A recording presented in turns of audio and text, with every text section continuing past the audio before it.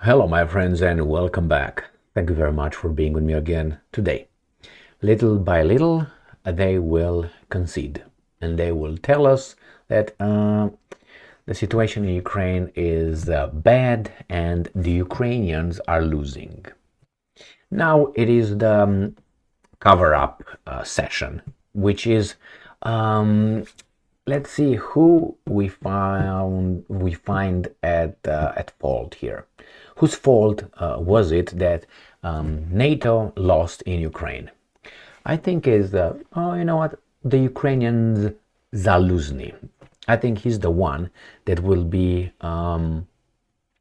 held responsible as being the loser in Ukraine, even though all the other countries in NATO were involved in destroying Russia on the territory of Ukraine with the using the Ukrainian nation. And now they say, we didn't fight, they lost.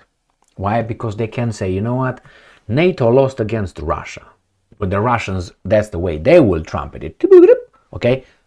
Then NATO will say, no, we were not even involved. That's how the children in schools will learn in the West. We were not involved. It was Ukraine who put a tremendous fight for almost 2 years, and eventually, and again with a weasel explanation, they got sick of war. And basically I said, okay, whatever. In the name of humanity, Zelensky came and said, stop the war, stop the carnage. And he is going to be held as a fantastic general.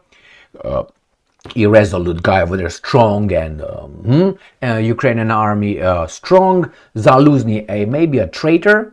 He might have been the cause of so much damage. And the NATO was just over there, stronger than ever. And the Russians still bad. That's how the story is gonna. The narrative will be placed by these guys. But in the meantime, we have NATO chief. He comes out and says, "Be prepared for bad news." From the get-go. So why would this guy say that? Well, let's find out, right? We have 4 articles, because I'm going to put this together with another article about Zelensky. So from The Hill is NATO chief on Ukraine war. Be prepared for bad news, he said yesterday. What do you mean bad news? Next article. New Voice of Ukraine. Stoltenberg calls on allies to continue supporting Ukraine and be prepared for quote-unquote bad news. Let's go to the third article. This is from Fox News. NATO chief issues vague warning on Ukraine-Russia war. Be prepared for bad news. It's not vague. It's clear. Be prepared for bad news. And put this together with this article from Ukrainska Pravda. Zelensky to address U.S. senators during closed briefing. This is Tuesday, December 5, 2023. Why is he doing this? Didn't he visit the United States of America, about a month and a half ago or so? Didn't he come to U.S.? Didn't he have closed briefings with senators? I covered that with Josh Hawley of Missouri, I think he is senator, where he came out and said, these guys asked for more than $100 billion, I can tell you that. So he came, he didn't do shit. What's going on here? So let's start with NATO, the first article, and then we're going to go to the last one. The other ones are in between. Because it has some nuance, though. This guy is not... look at this guy. Yeah, I know. You're going to lose your job. But he can't lose his job, because if he's losing his job, that means he fucked up, or he fulfilled his goal of doing what he's doing best, using his right hand back and forth. NATO Secretary General Jens Stoltenberg warned that could be bad news coming out about Ukraine as fear grows of a stalemate with Russia and allies, such as the US debate whether to send more aid to the country. There's a stalemate, mate. There's a stalemate, mate. You know that one. And the US debates whether to send more, because probably they say, we're going to lose anyway. Who's going to get those weapons? Who's going to collect them? Because it's true, the sponsors, you call them campaign donors, the big campaign donors, the elections and all that, that's the system here, democracy at work. they make a ton of money right now.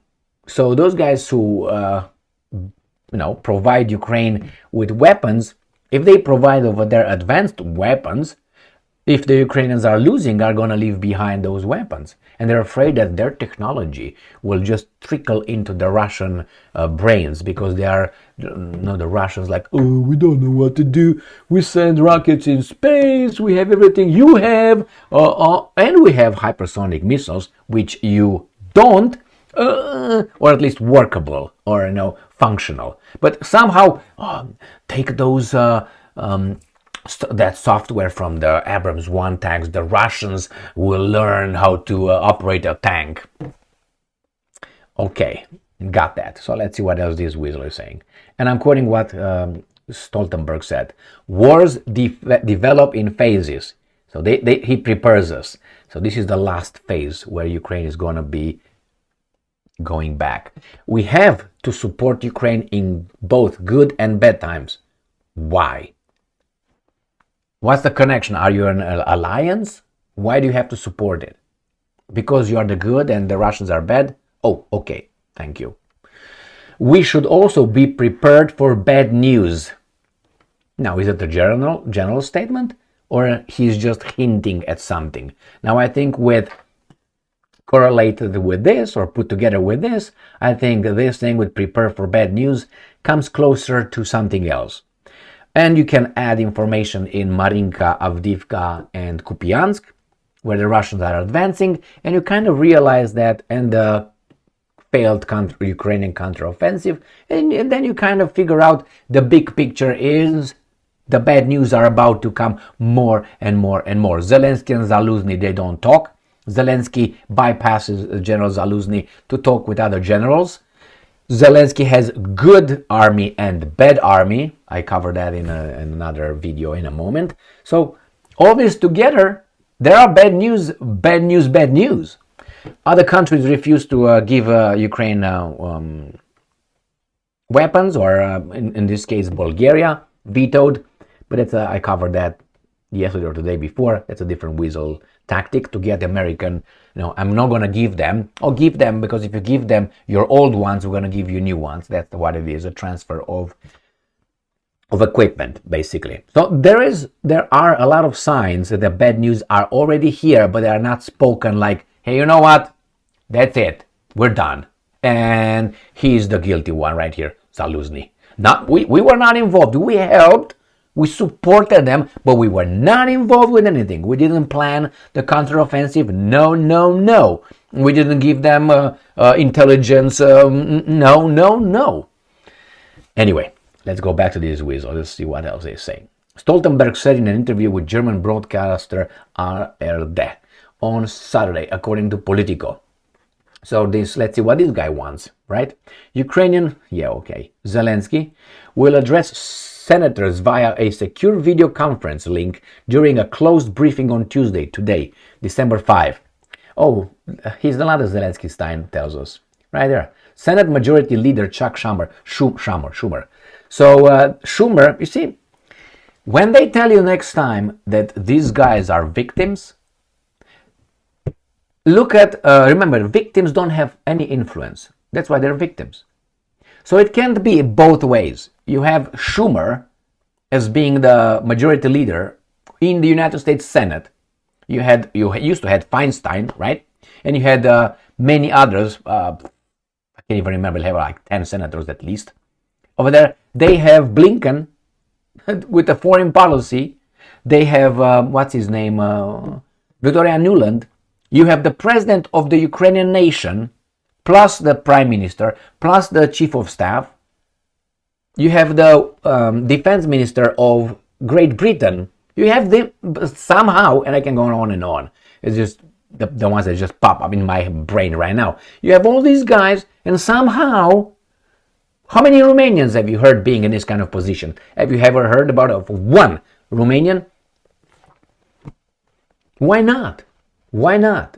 Tell me one Romanian prime minister. The Romanians don't even have a Romanian president, if you want to be genetically and scientifically accurate. What are you talking about?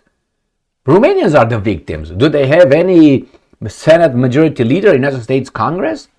No. Do they have the foreign policy of United States of America conducted by Romanians? No. What about Great Britain? Do you have a Romanian in your cabinet? Sunak? Well, Sunak is not even Romanian. So, when you hear about they are the victims, but they have all these guys around, Zelensky Stein is going to talk with another Zelensky Stein, and the other Zelensky Stein and Zelensky Stein, you can't, this is a fact. What I said are facts. Are facts. And I gave you Romanians, you can get French, you can get Hungarians, you can get Bulgarians, you can get Swiss, you get whatever people, other people, and you show me the same pattern.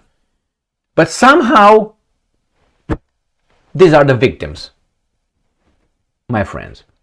So anyway, The Hill said Zelensky will inform senators about the state of the war. Prepared for bad news, right here, let me show you. About the state of the war in Ukraine and the need for another military aid package. This briefing will occur a day before the Senate's planned vote on a transition to the legislative mechanism to provide emergency $106 billion in foreign aid, including over $61 billion for Ukraine. The administration has invited President Zelensky to address senators as part of our classified briefing tomorrow, so we can hear directly from him precisely what's at stake in the vote. I ask that all senators attend this important briefing. Who is that? Is this imbecile? Yeah? Just connect the dots. I mean, everybody come over here, we have to do it. And then it's going to be Israel, the next one, with the aid. Again, how come we have two main wars on this planet, and on both of them we have Zelensky Steins everywhere? How is that possible? Not hard, especially regarding this issue. So, prepare for bad news. The bad news will be, we're losing, and Zaluzny is the problem, and you guys did not give us more weapons. You shouldn't have started this war. And when I say you know exactly who I'm talking about. Thank you very much for being with me again today. Stay strong, stay smart, look for the truth, and be just.